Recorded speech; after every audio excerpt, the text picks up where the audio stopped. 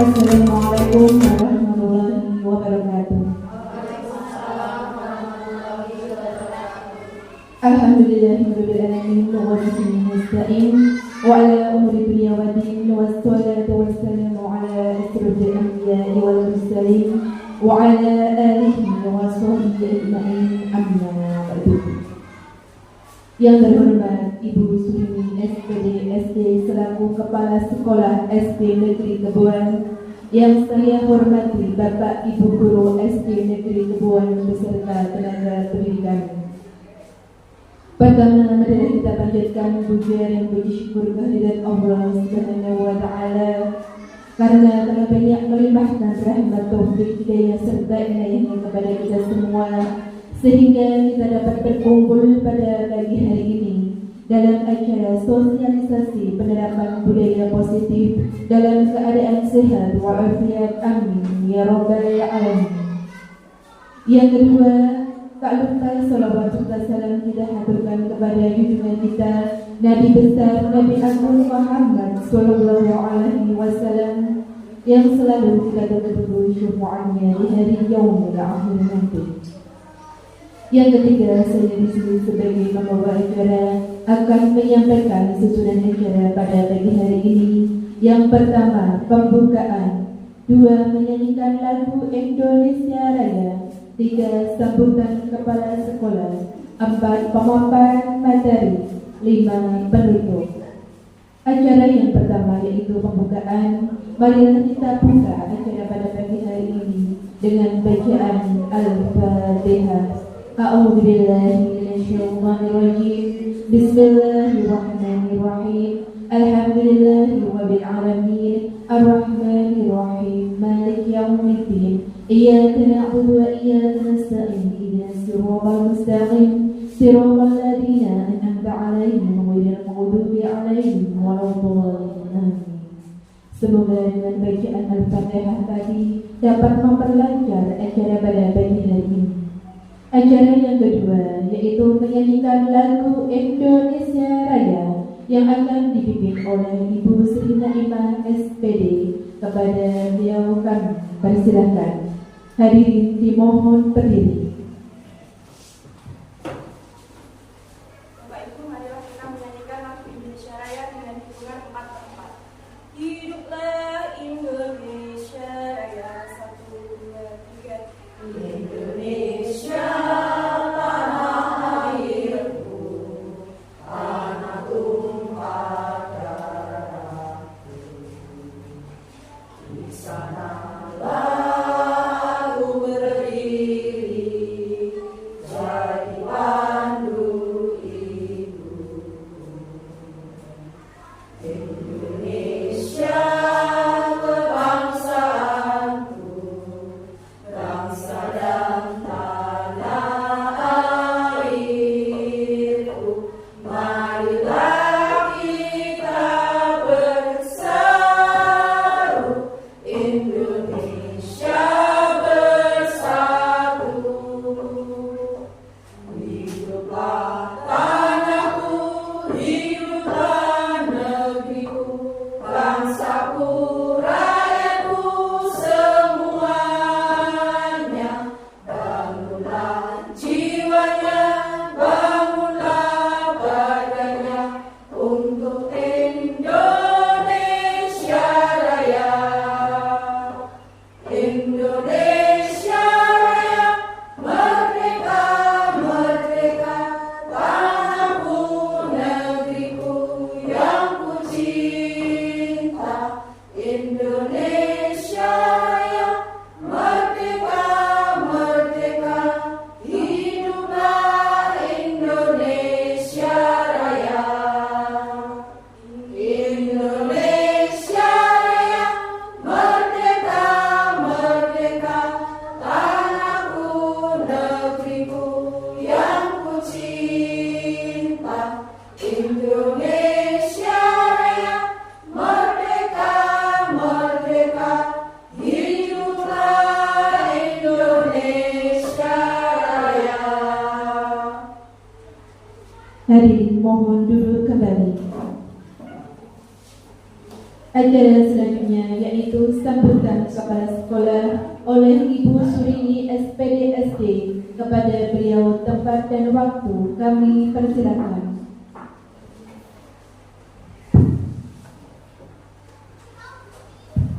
Bismillahirrahmanirrahim. Assalamualaikum warahmatullahi wabarakatuh. Alhamdulillahilladzi hadana lihada wa ma kunna linahtadiya laula an hadanallah laqad ja'at rasulun bil haqq antikum janati uristumuha bima kuntum ta'malun amma ba'du. Yang saya hormati Ibu Sri Anise sebagai calon guru penggerak dan Bapak dan Ibu guru yang saya hormati pula. Pertama, marilah kita selalu memanjatkan puji syukur kehadirat Allah Subhanahu wa Ta'ala yang telah melimpahkan rahmat-Nya, taufik serta hidayah-Nya kepada kita semua, sehingga pada pagi hari ini kita dapat berkumpul di aula ruang yang sangat sederhana sekali ini dengan harapan mengikuti sosialisasi yang diadakan oleh Bu Sri Anise, yaitu tentang penerapan budaya positif. Bapak dan Ibu guru semuanya, syukur alhamdulillah, marilah kita selalu panjatkan alhamdulillahirabbil alamin. Kedua kalinya selawat serta salam marilah kita haturkan pada junjungan besar Nabi Agung Muhammad Shallallahu Alaihi Wasallam yang kita nantikan syafaatnya di yaumil akhir. Ketiga kalinya terima kasih kepada semuanya yang telah kompak bersatu padu mendukung Bu Anise untuk melaksanakan program-programnya sebagai guru penggerak, tentunya sebagai calon guru penggerak karena belum dinobatkan ya. Program-program yang positif yang dilaksanakan beliau, marilah kita dukung, kita ikuti, kita sepakati, dan untuk Bu Sri Anise sendiri monggo, karena calon guru penggerak tentunya kalau dapat ilmu mari kita tebarkan, mari kita berkolaborasi bersama guru-guru yang lain, kita tebar ilmu yang baru supaya yang lain juga bisa berinovasi, dan harapan kami sebagai seorang guru penggerak paling tidak bisa memberi suri teladan yang bagus, yang baik, yang bagus tentunya. Ya, paling tidak ing ngarsa sing tulodo, ing madya mangon karsa tumpuri handayani. Seperti itu dalam kurikulum Merdeka yang selalu didemong-demongnya, setiap Bapak Ibu guru harus bisa menanamkan semboyan-semboyan leluhur kita, yaitu Bapak Ki Hajar Dewantara.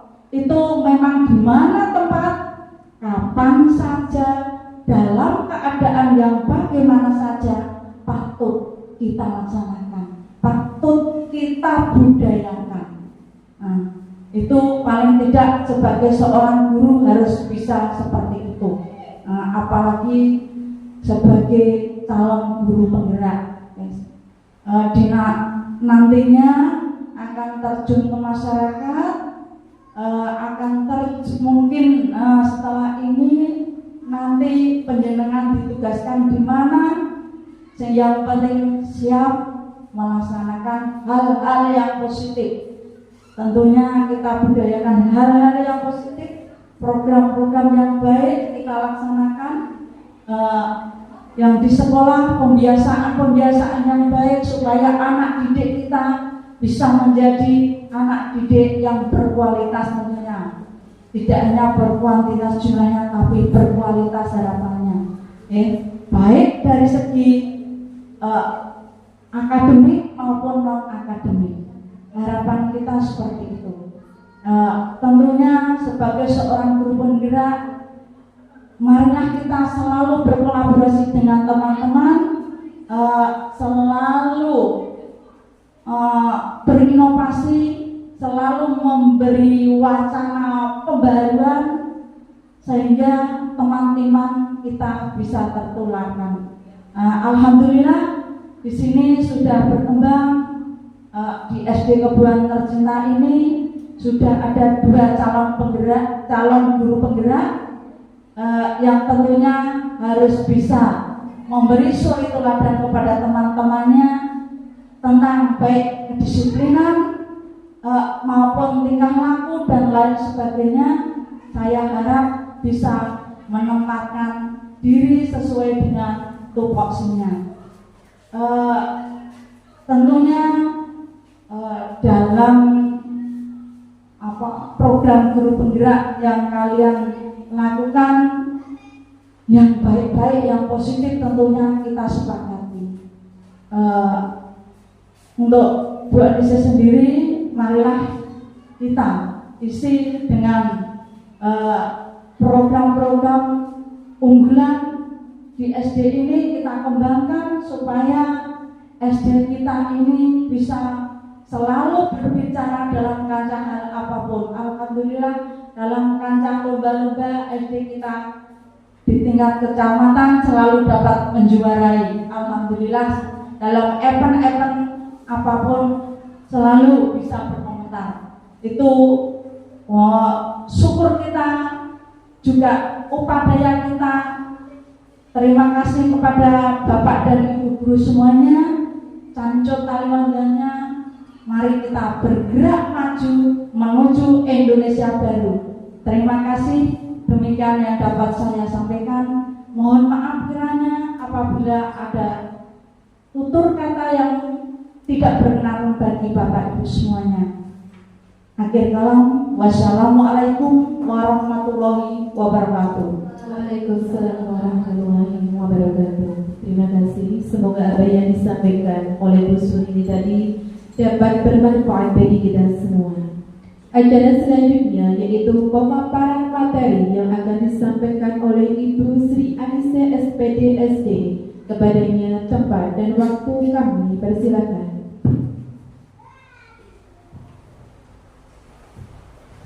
Assalamualaikum warahmatullahi wabarakatuh. Waalaikumsalam warahmatullahi wabarakatuh.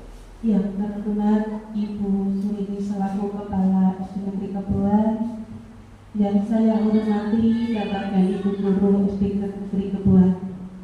Puji syukur pada Allah SWT karena pada pagi hari ini kita bisa bertemu dalam keadaan sehat walafiat dalam acara sosialisasi penerapan budaya positif.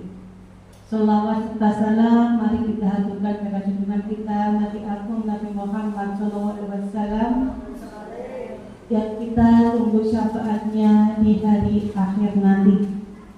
Bapak Ibu Guru, bagaimana kabarnya hari ini? Alhamdulillah. Sehat. Nah, sebelum kita melaksanakan sosialisasi penerapan budaya positif, kita akan ice-breaking dulu supaya nanti kita konsentrasinya bagus. Kita melatih konsentrasi, melatih kita bersitung.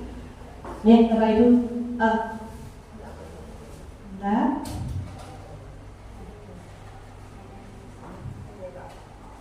Nah, clue-nya ikuti apa yang saya ucapkan. Oke? Ikuti apa yang saya ucapkan. Nah, kita akan hitung, Bapak Ibu. Ayam, ayam, itik, itik. Ayam, itik. Itik, ayam, ayam, ayam. Itik, ayam, ayam, ayam. Ayam, ayam, itik, itik, ayam, ayam. Ayam, ayam, itik, itik, ayam, ayam. Nah, sekarang berapa jumlah ayamnya? Ayo, berapa Bapak Ibu? Jumlah ayamnya berapa? Belum. Berapa? Ayamnya berapa? Belum. Belum. Ayo Bapak Ibu kita berhitung dan berkonsentrasi. Dihitung ini jumlah nyanyi apa jumlah ayamnya? Nah, sekarang lagi belum betul. Konsentrasi Bapak Ibu. Konsentrasi. Ayam, itik. Berapa jumlah itiknya? 3. Belum. 1. Belum. 5. Cluenya ikuti apa yang saya ucapkan. Petunjuknya adalah ikuti apa yang saya ucapkan. Ayam, itik. Berapa jumlah itiknya? 3. Ayo Bapak Ibu konsentrasi. Cluenya ikuti apa yang saya ucapkan. Ulangi nggih. Ayam, itik, ayam. Kita kok nopo?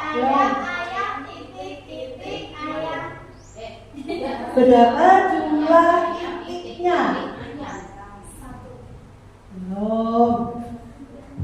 Cluenya, petunjuknya adalah ikuti apa yang saya ucapkan. Ayo Bapak Ibu, kita ulang lagi. Ayam, itik. Ayo ikuti apa yang saya ucapkan loh ya. Ayam, itik. Berapa jumlah ayamnya? 4. Ikuti apa yang saya ucapkan. Berarti apa? 4. Berapa? Berapa jumlah ayamnya? Iya. Berapa jumlah ayamnya? Pertanyaannya kan begini. Ikuti apa yang saya ucapkan. Tadi kan saya tanya berapa jumlah itiknya, bukan jumlah itiknya. Iya kan? Berapa jumlah itiknya? Berarti itu yang menjadi jawabannya Bapak Ibu. Paham Bapak Ibu? Cluenya. Sudah semangat? Laki. Ya laki. Cluenya, petunjuknya adalah bumi itu bulat. Ya, bumi itu bulat. Masalah bumi bulat. Bumi itu bulat. 1 tambah 8 berapa? 2. Betul. 20 tambah 6 20 tambah 6 berapa? 2. Ternyata dapat konsentrasinya sudah bagus dari ya. Yang ada nolnya kan bumi itu bulat, ya kan? Yang ada nolnya berarti nolnya 26 kan nolnya 1. Tambah berapa tadi? 20. Berarti nolnya 1 juga. Oke, itu Bapak Ibu. Kita ke materinya.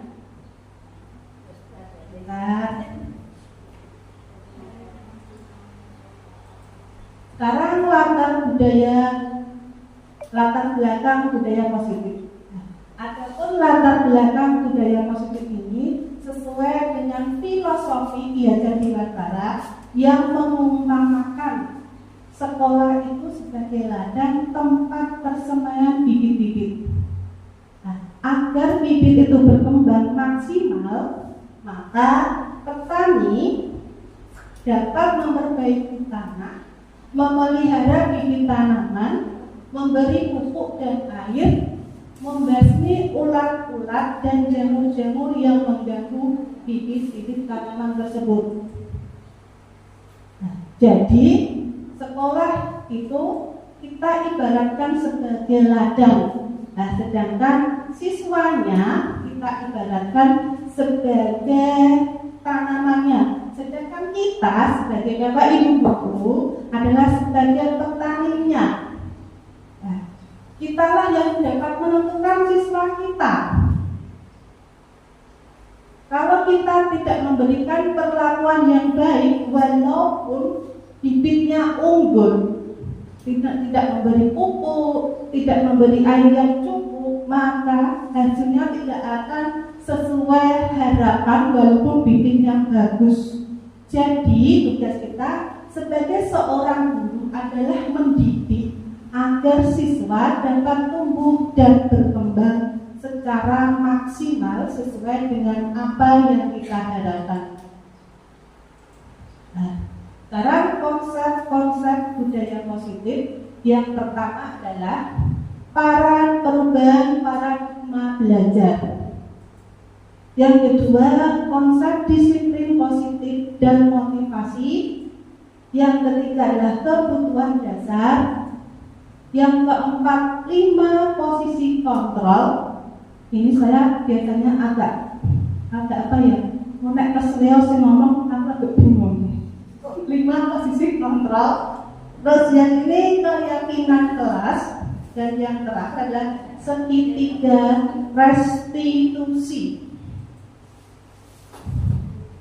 Nah, karena pembelajaran dengan paradigma baru. Nah, pembelajaran dengan paradigma baru dirancang sesuai dengan prinsip pembelajaran yang berorientasi pada pembelajaran penguatan kompetensi dan pengembangan karakter yang sesuai dengan dimensi profil pelajar Pancasila. Bapak Ibu guru pasti sudah paham betul apa itu profil pelajar Pancasila. Nah, sekarang apa itu budaya positif Bapak Ibu? Budaya positif? Budaya yang menunjukkan hal-hal yang positif. Ya, budaya menunjukkan hal-hal yang positif. Ada lagi? Ya. Kebiasaan. Budaya positif adalah nilai-nilai keyakinan, kebiasaan baik agar seseorang menjadi pribadi yang baik dan bertanggung jawab. Nah, apakah di sekolah kita sudah tercipta budaya positif Bapak Ibu? Tidak. Contohnya apa? Iya, sholat jamaah setiap hari Senin dan hari Kamis. Terus apa lagi? Iya, sebelum pembelajaran membaca Asmaul Husna. Apa lagi? Membuang sampah dan tersedia hari Jumat ada amal. Ya, setiap hari ada Jumat amal, membuang sampah pada tempatnya. Banyak lagi yang sudah kita lakukan di Bapak Ibu. Ya, senang juga budaya positif melatih anak-anak supaya apa Bapak Ibu? Sehat. Iya, biar anak-anak tetap sehat. Nah, kita sebagai guru merasa berkewajiban mengontrol perilaku siswa agar sesuai dengan harapan kita. Oleh karena itu, untuk menerapkan dan membangun budaya positif di sekolah terwujud guru dan beserta warganya, warga sekolah, Bapak Ibu guru, siswa, dan tenaga pendidikan harus saling berkolaborasi, saling bekerja sama. Tidak mungkin kita akan berdiskusi, tidak mungkin. Nah, dalam mewujudkan budaya positif, guru memegang peranan sangat penting, Bapak Ibu. Karena guru sebagai pamong diharapkan dapat menuntun murid untuk menjadi pribadi yang baik dan bertanggung jawab serta memiliki karakter sesuai dengan profil pelajar Pancasila. Terkadang siswa kita juga sering melakukan kesalahan. Bagaimana seharusnya kita menyikapi siswa yang melakukan kesalahan? Nah, di sini ada beberapa konsep inti dalam budaya positif yang akan kita bahas, yaitu ada disiplin positif, nilai-nilai kebajikan,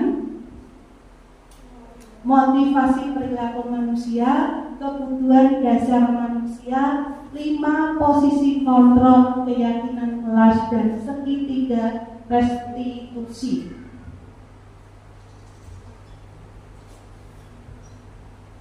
Nah, disiplin positif Bapak Ibu. Ketika Bapak Ibu mendengar kata disiplin, apa yang terbayang pada diri Bapak Ibu? Kata disiplin, apa yang dibayangkan Bapak Ibu? Tepat waktu, iya. Disiplin menurut arti kata di sini adalah dari kata disiplina, bahasa Latin yang artinya belajar. Kebanyakan orang akan menghubungkan kata disiplin dengan tata tertib, teratur, dan kepatuhan pada peraturan. Terkadang disiplin juga dihubungkan dengan hukuman, padahal itu sesungguhnya berbeda. Karena belajar tentang disiplin positif tidak harus dengan bentuk hukuman.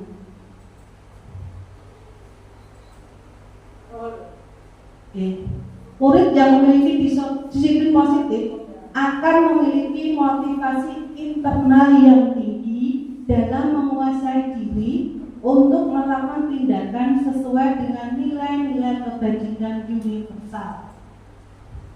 Sebagai pendidik, tujuan kita adalah menciptakan anak-anak yang disiplin diri sehingga mereka bisa berperilaku dengan mengacu pada nilai-nilai kebajikan universal dan memiliki motivasi intrinsik bukan ekstrinsik.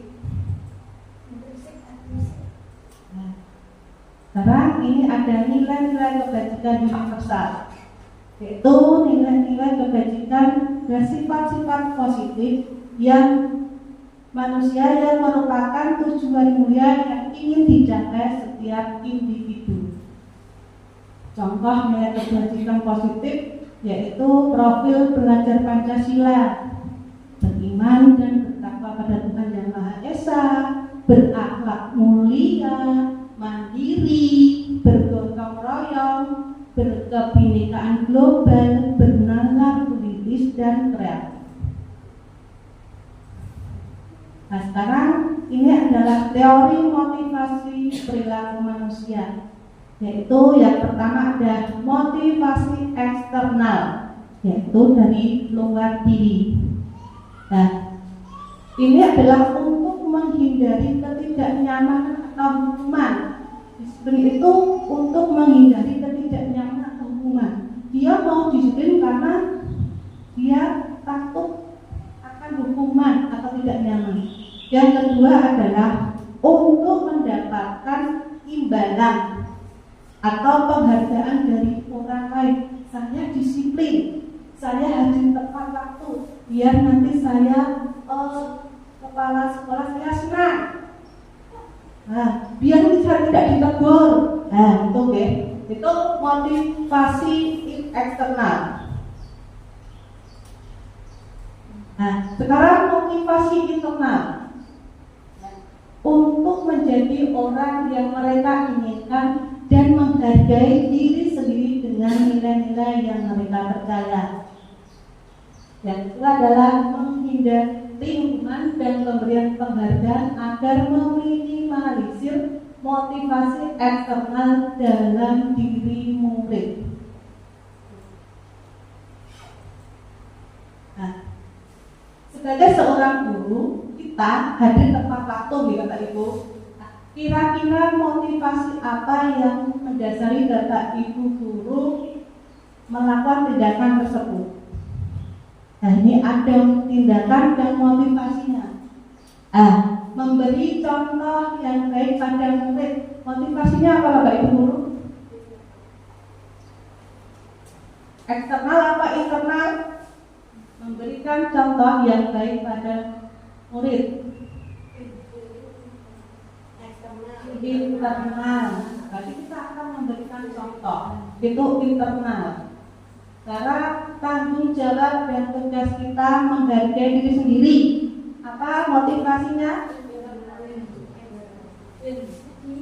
Diri internal. Supaya tidak dihukum. Iya, betul, eksternal. Terus supaya mendapat penghargaan atau pujian eksternal. Iya. Oh betul, jawabannya adalah eksternal. Cara hukuman, konsekuensi, dan restitusi.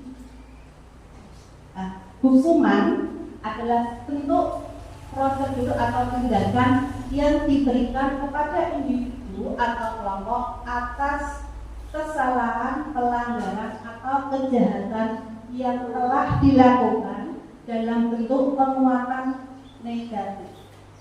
Sedangkan hukuman konsekuensi adalah bentuk sanksi yang diberikan kepada pelaku tindakan melanggar hukum sebagai akibat langsung dari tindakannya. Restitusi, tidak asing Bapak Ibu ya, adalah mengembalikan situasi atau keadaan yang ada sebelum terjadi pelanggaran. Sekarang kita ada contoh kasus. Ini contoh kasusnya Bapak Ibu. IPA itu kurang menguasai pelajaran matematika, sehingga pada saat pelajaran tersebut berlangsung, ia itu banyak diam diri atau menggambar di buku pelajarannya. Pada saat guru matematikanya Pak Seno menanyakan pertanyaan, IPA menjadi gugup dan tidak sengaja menjatuhkan tasnya dari kursi, serta tiba-tiba menjadi gagap saat berupaya menjawab. Hal ini membuat seluruh kelas pun tertawa melihat kelakuan perilaku IPA yang bicara tergagap dan terkejut tersebut. Pak Seno pada saat itu membiarkan teman-teman IPA menertawakan IPA yang tergagap dan malu luar biasa, dan malahan meminta IPA untuk maju ke depan dan berdiri di depan kelas sambil menunjukkan hidung karena tidak bisa menjawab pertanyaan Pak Seno.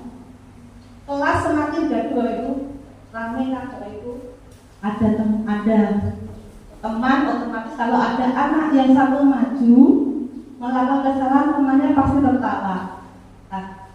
Anak-anak pun tertawa melihat IPA di depan kelas memegang ujung hidungnya.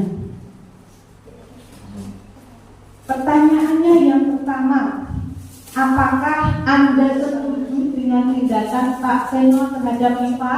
Tidak. Mengapa? Karena tidak adil dan dia tidak mengakui kesalahannya. Yang tidak adil siapa Bu? Pak Seno-nya. Pak Seno tidak adil mengakui, yang mengakui kesalahan. Dia tidak mengakui kesalahan. Ya. Dengan mendekati anak yang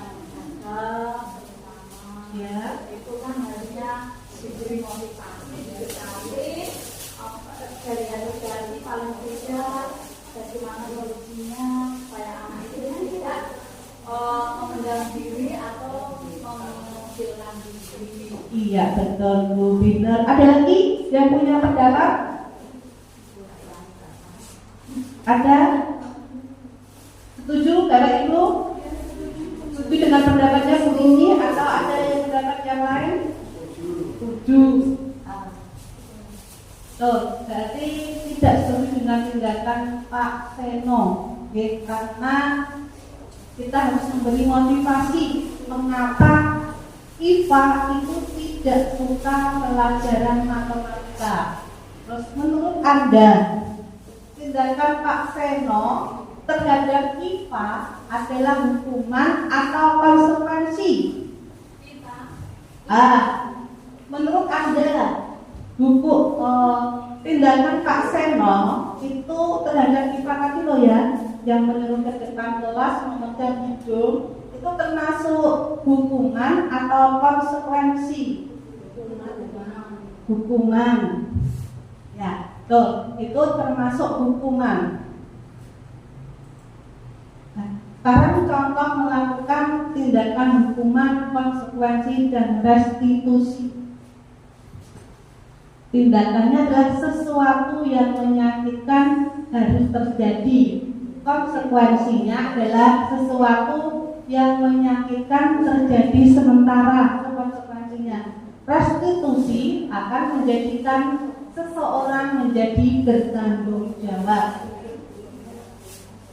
Terus contoh tindakannya hukuman tidak nyaman untuk murid dan anak untuk jangka panjang. Apabila kita memberi hukuman, misalnya walaupun tadi seperti IPA suruh berdiri di depan kelas sambil memecah hidung, itu akan menyebabkan tidak nyaman dalam jangka panjang. Itu biasanya akan diingat-ingat terus.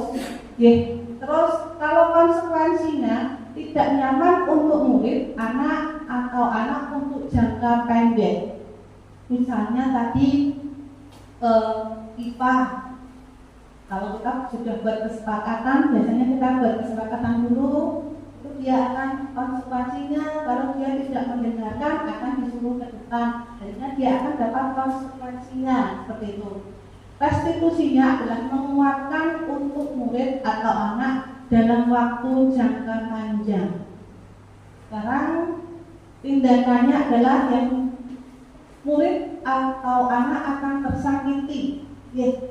Tersakitinya bagaimana Bapak Ibu? Tadi maju ke depan ditertawakan oleh teman-temannya. Nah, malu gitu Bapak Ibu, malu. Nah, konsekuensinya anak akan dibuat tidak nyaman. Terus restitusinya adalah anak akan mendapatkan pengumuman. Ya, bisa menjadi konsekuensinya tidak nyaman membuat anak rendah diri itu. Tindakannya adalah sistem tidak akan berjalan bila murid tidak takut hukuman. Kita memberi hukuman, nanti dia akan tidak melakukan kesalahan karena dia takut Nah, terus kita juga konsekuensinya akan memerlukan monitoring terus-menerus dari guru. Restitusinya adalah murid belajar bertanggung jawab untuk perilakunya. Sekarang contoh tindakan hukuman dan konsekuensi restitusi. Ini ada tindakan, ini termasuk hukuman atau konsekuensi. Mencatat 10 kali karena terlambat masuk sekolah. Ada mencatat. Nah, ini termasuk hukuman Bapak Ibu. Sekarang murid diminta push up karena tidak menggunakan masker di sekolah. Ini termasuk apa? Hukuman gitu. Terus membersihkan coretan yang dibuat di meja tulis termasuk apa? Konsekuensi. Ya, karena dia yang mencoret, konsekuensinya adalah dia yang membersihkan. Membersihkan tumpahan air karena tersenggol pada saat belajar termasuk apa itu? Ya, itu berkonsekuensi. Sekarang yang terakhir ini olahraga ini biasanya ya Pak, coba Pak ya. Lari keliling lapangan karena terlambat 10 menit untuk pelajaran PJOK. Apa Bapak Ibu? Apa? Hukuman. Konsekuensi itu ada perlakuan, dia adalah bertanggung jawab. Sekarang kebutuhan dasar manusia. kebutuhan bertahan hidup. Manusia yang pertama adalah kebutuhan bertahan hidup. Itu kebutuhan yang bersifat fisiologis untuk bertahan hidup. Misalnya ada kesehatan, ada rumah, makanan, dan pakaian. Terus yang kedua adalah kasih sayang dan rasa diterima, yaitu kebutuhan yang memberi dan menerima kasih sayang. Yang ketiga adalah penguasaan atau kebutuhan pengakuan atas kemampuan. Yang keempat, kebebasan atau kebutuhan akan pilihan. Yang kelima adalah kesenangan atau kebutuhan untuk merasa senang. Nah, seluruh tindakan manusia itu memiliki tujuan Bapak Ibu, walaupun itu tindakan baik maupun tindakan buruk, pasti ada tujuannya. Sekarang kita akan contohnya, ini termasuk apa? Kebutuhan, kesenangan, atau penguasaan.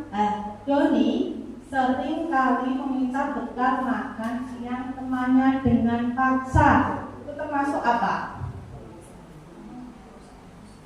Ayo, Doni itu sering kali meminta bekal makan siang temannya dengan paksa. Kebutuhannya apa? Bertahan hidup. Karena apa dia meminta bekal makan? Lapar. Iya betul, lapar. Nah, keras ibu guru tidak menyapaku hari ini, padahal aku pakai stiker rambut baru. Ayo, ono anak rambutnya anyar, gak ono sing nyapa. Itu kebutuhan apa? Ayo, apa Bapak Ibu? Tapi kemudian kesadaran hidup, mencari perhatian. Ya, kita lihat apa? Kasih sayang. Nanti ibu guru itu tidak sayang karena saya tidak memakai, tidak diperhatikan, begitu ya?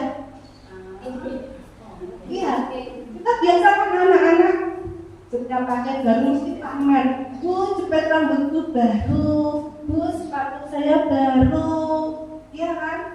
Bu, rok saya baru. Kaos kaki sampai kaos kaki di dalam juga dipamerkan ya. Iya itu anak-anak, namanya anak-anak. Sekarang aku bosen. Masa belajarnya cuma gitu-gitu aja, dengerin ibu guru aja. Ya, ini termasuk kebutuhan apa? Tadi bosen apa Ibu? Bosen. Kita lihat kebebasan. Anak-anak itu maunya bebas. Bebas. Masa sekarang mau bebas? Saya mau pembelajaran yang sambil jalan-jalan.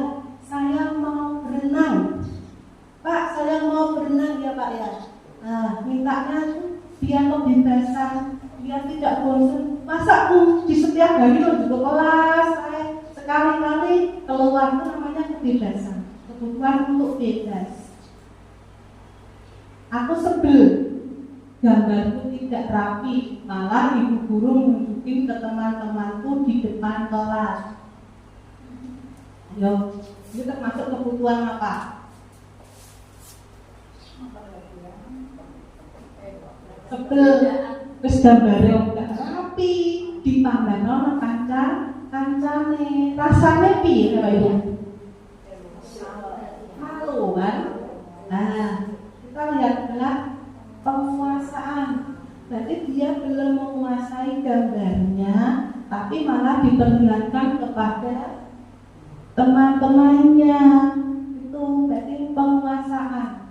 Yang terakhir, ketika ibu guru bilang, aku tidak boleh bersenandung sewaktu mengerjakan tugas. Termasuk kebutuhan apa? Kita lihat kesenangan. Dia senangnya bersenandung, tapi tidak boleh. Pada saat pelajaran, karena dia mengerjakan tugas, biar lebih fresh. Biasanya anak-anak yang suka bersenandung, yang suka bernyanyi gitu Bapak Ibu, dia akan menyanyi.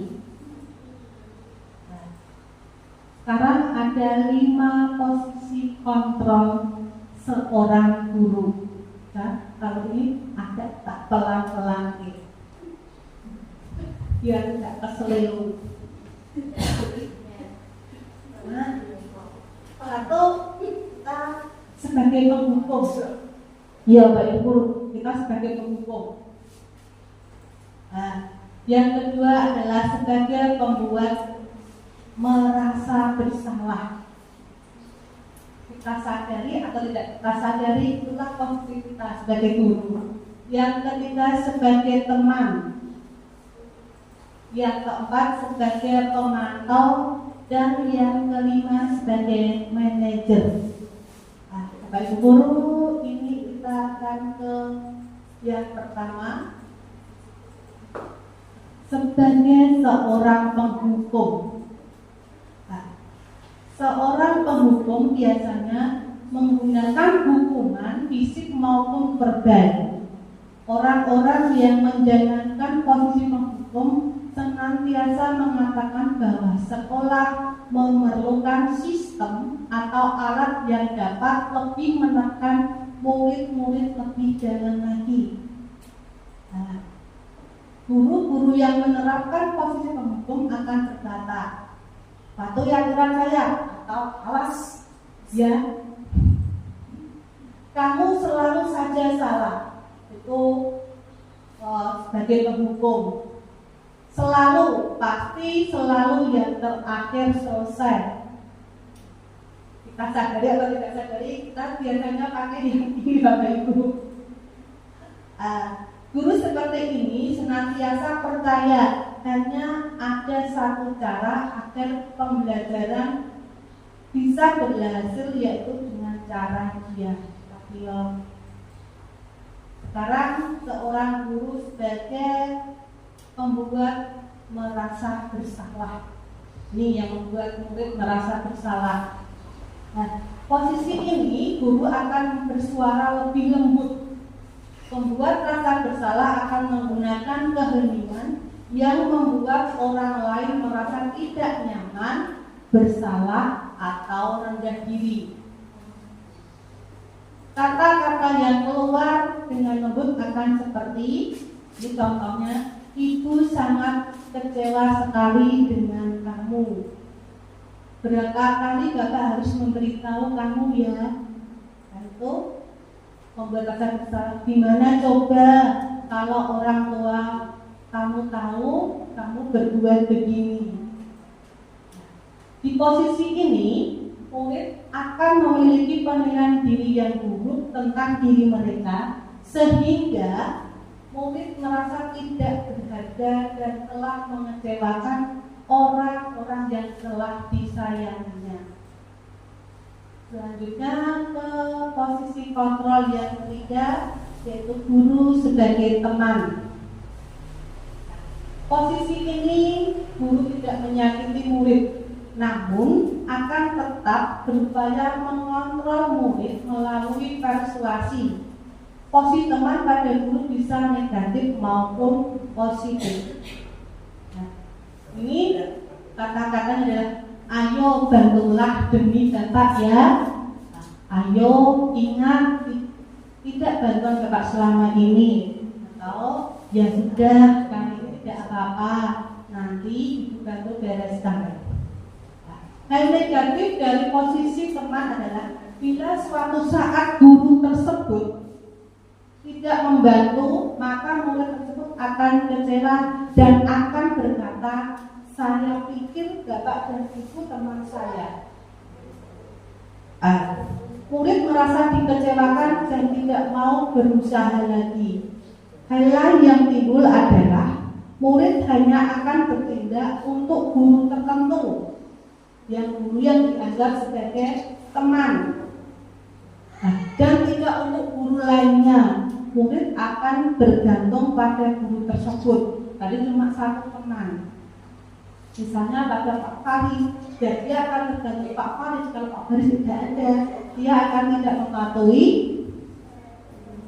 yang lainnya. Sekarang kita ke sebagai pemantau. Guru sebagai pemantau yaitu memantau berarti mengawasi.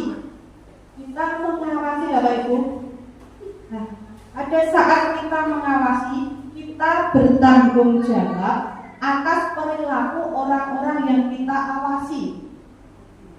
Posisi pemantau berdasarkan pada peraturan-peraturan dan konsekuensi dengan menggunakan sanksi atau konsekuensi, kita dapat memisahkan hubungan pribadi kita dengan murid.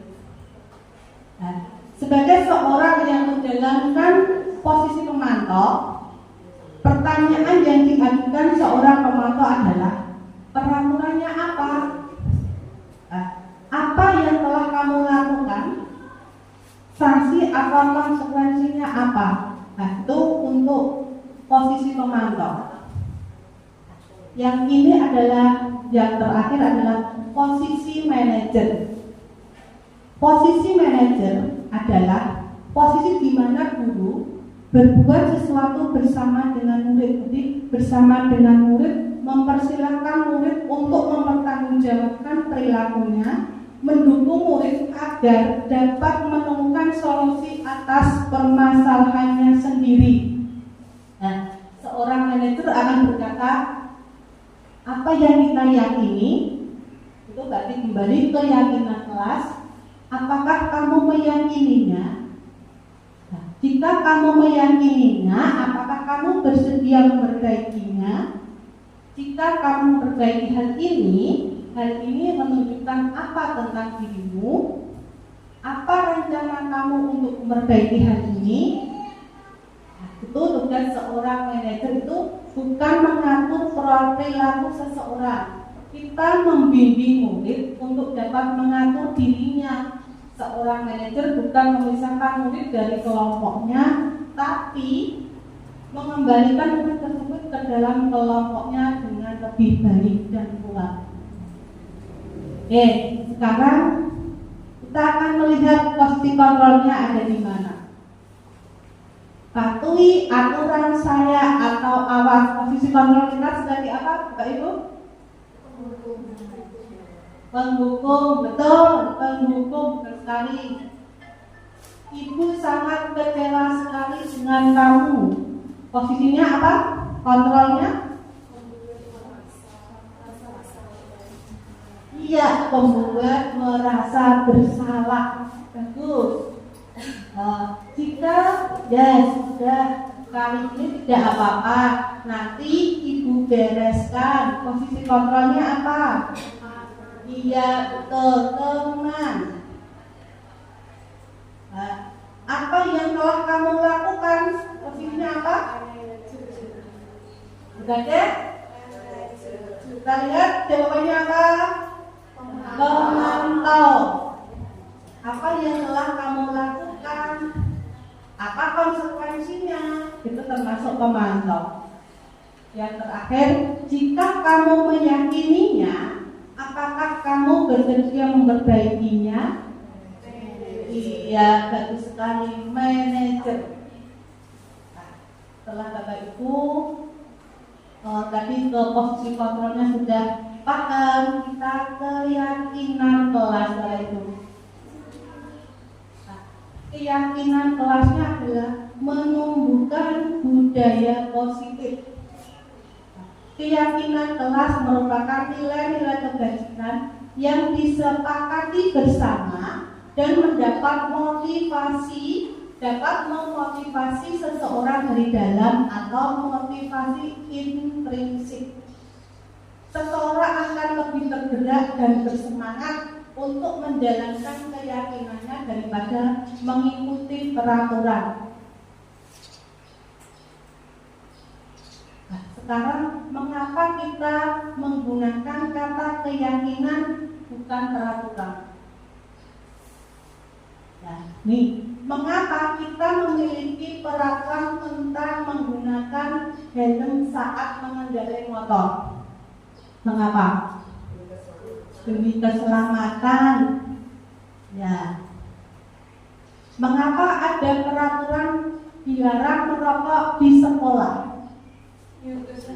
demi kesehatan. Ya, tujuan dari peraturan itu adalah ketika kita diwajibkan menggunakan helm, dilarang merokok di sekolah, ternyata ada tujuan. Tujuannya adalah nilai kesehatan untuk dilarang merokok dan keselamatan untuk memakai helm. Kalau kita tidak ada peraturan memakai helm, tapi kita sudah punya keyakinan demi keselamatan, walaupun peraturan tidak ada tetap kita akan memakai helm. Nilai keselamatan dan kesehatan itulah yang dinamakan keyakinan. Ada ataupun tidak ada peraturan, tetap kita memberi keyakinan. Keyakinan kelas. Setiap tindakan atau pengalaman yang kita lakukan di dalam kelas dapat menentukan terciptanya lingkungan positif. Jadi, kalau misalnya di kelas kita sudah yakin akan nilai-nilai kebaikan, akan tercipta sebuah lingkungan yang positif di kelas. Mengapa menggunakan keyakinan? Supaya seorang atau murid itu lebih termotivasi dalam dirinya, sehingga mereka melakukan sesuatu bukan dari faktor luar, tetapi sudah meyakini nilai kebaikan yang sudah ada. Sekarang ciri-ciri keyakinan kelas. Peraturan melibatkan semua warga kelas.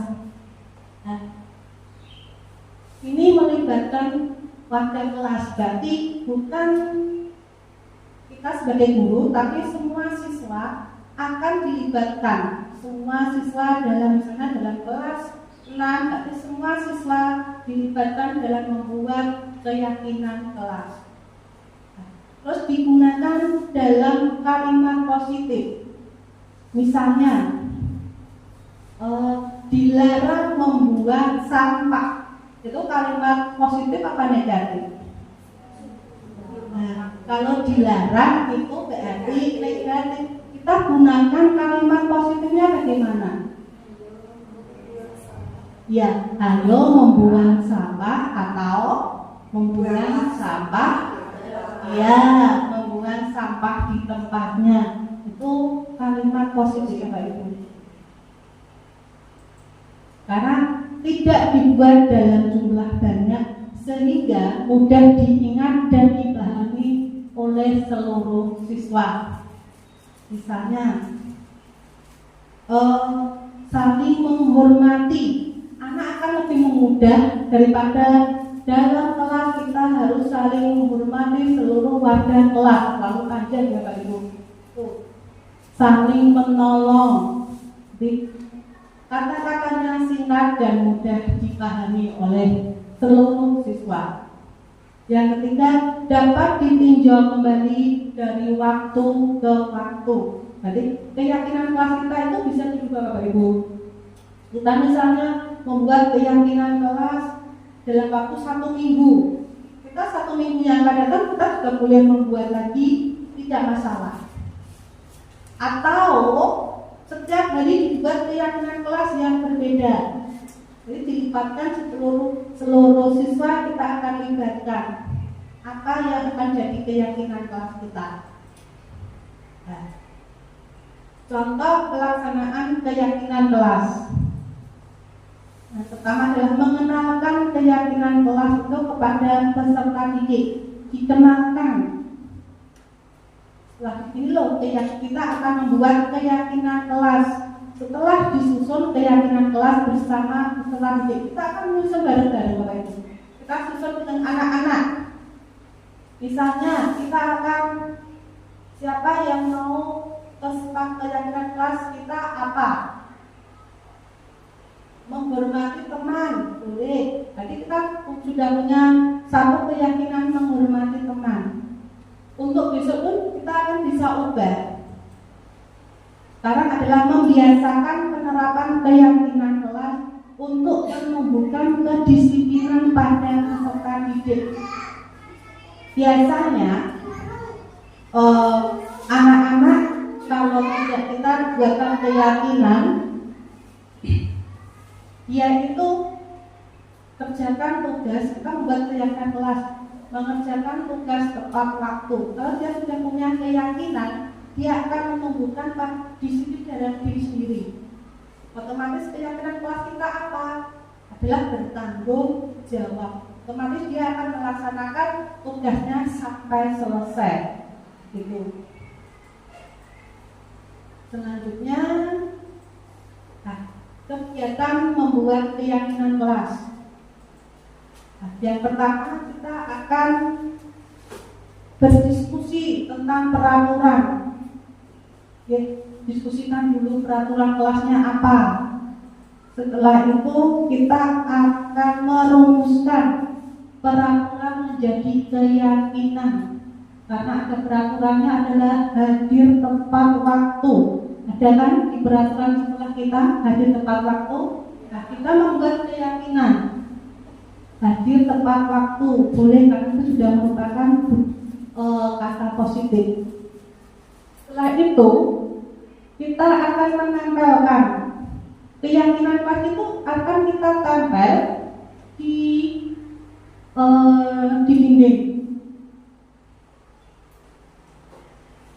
dinding kelas supaya anak-anak itu bisa melihat keyakinan kelas yang telah mereka buat bersama Bapak Ibu guru. Sekarang segitiga restitusi. Apa itu segitiga restitusi? Segitiga restitusi adalah proses menciptakan kondisi menuntun bagi murid untuk memperbaiki kesalahan yang mereka lakukan.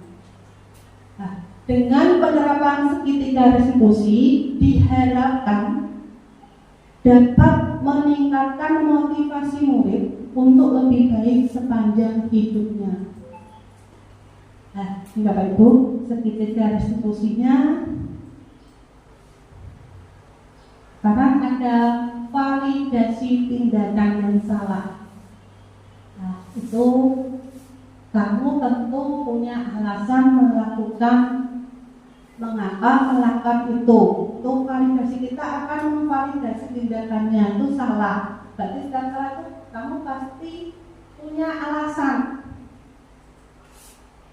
Adakah cara yang lebih efektif untuk mendapatkan apa yang kamu butuhkan? Itu pertanyaannya pada validasi tindakan yang salah. Yang kedua adalah menstabilkan identitas. Kita akan menstabilkan identitas dengan setiap orang pasti pernah melakukan kesalahan sama, entah itu siswa, entah murid, itu pasti pernah melakukan kesalahan. Jadi kamu bukan satu-satunya yang pernah melakukan ini.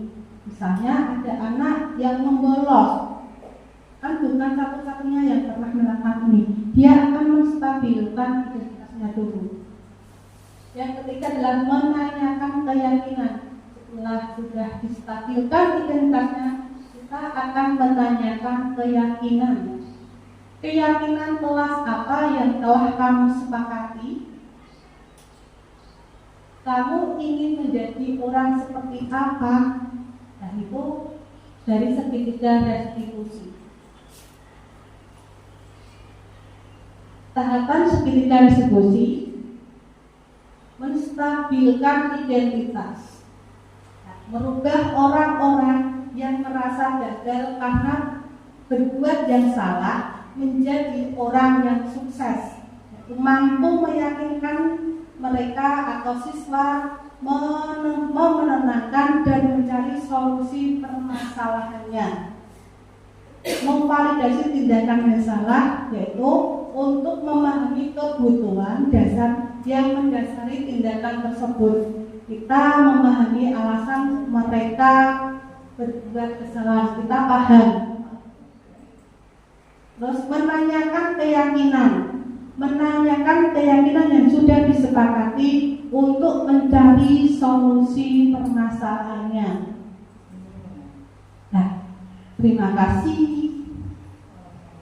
Sekian Bapak Ibu pemaparan sosialisasi penerapan budaya positif. Kurang lebihnya mohon maaf. Terima kasih atas segala perhatian. Wabillahi taufiq wal hidayah. Wassalamualaikum warahmatullahi wabarakatuh. Waalaikumsalam warahmatullahi wabarakatuh. Terima kasih. Semoga apa yang dipaparkan oleh Bu Anise dapat membawa manfaat bagi kita semua.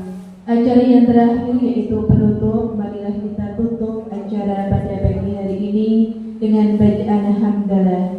Alhamdulillahirabbil alamin. Dari saya, apabila ada tutur kata atau tingkah laku yang kurang berkenan, saya mohon maaf. Wabillahi taufiq wal hidayah. Assalamualaikum warahmatullahi wabarakatuh.